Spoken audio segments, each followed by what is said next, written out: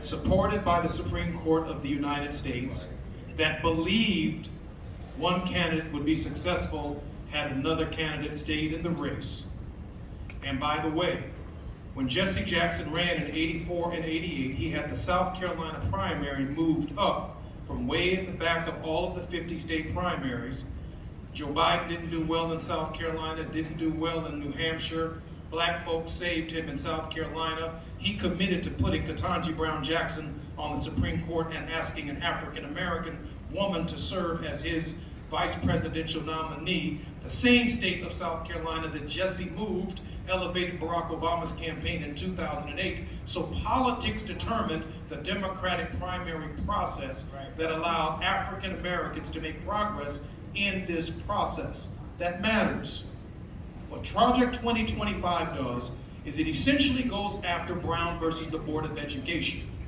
Listen, and be clear on this. DEI ain't got nothing to do with us.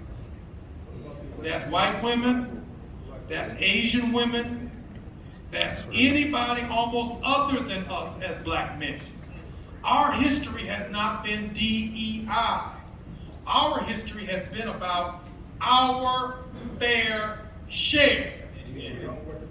Diversity, equity, and inclusion, that's a great thing, right? All right? But it is not us. Our history is fighting for our fair share. If we represent 30% of your business, if we represent 30% of the voters in this society, if we represent whatever our percentages are, we are demanding what? Our fair share. That's different than all y'all come in the name of diversity, equity, and inclusion. And so Project 2025 and 47 go after Reconstruction. They are trying to usher in a new form of Jim Crow, which is a separate and unequal society. Why affirmative action? Because from 1619 to 2024, there is a greater history in the United States of negative action against us, that our response was at least make the action to correct the problem affirmative.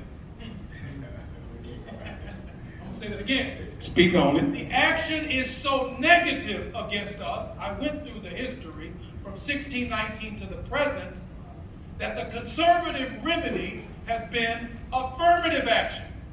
Our fair share is 40 acres and a mule. Our fair share is reparations. Our fair share is repair for the damage done to us as a result of the injustices that exist in the system. And let me close on this. You can look at the Olympics. And you can see who went to the best schools. It isn't just about American and medals.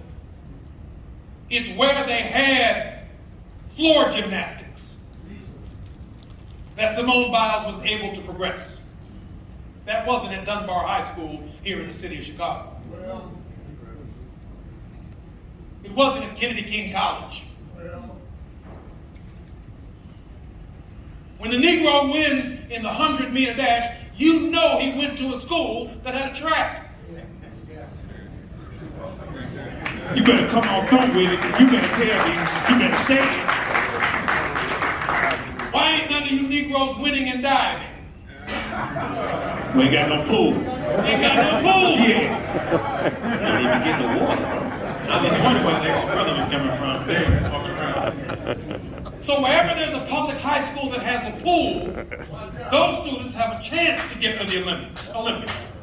When you have a high school that doesn't have a swimming pool, you 17, you 16, 17, 18, you're not even asking the question why they got a pool and you don't have a pool.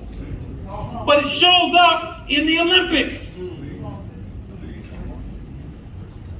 Brown versus the Board of Education must be expanded, not overturned.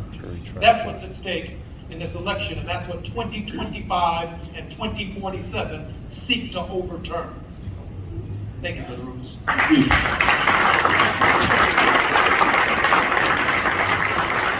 Sure, let me talk to you for a moment because I keep trying to get all these folks to listen to me on WVOM, but they're listening to you on WNCI. Well, I appreciate that. It keeps me employed.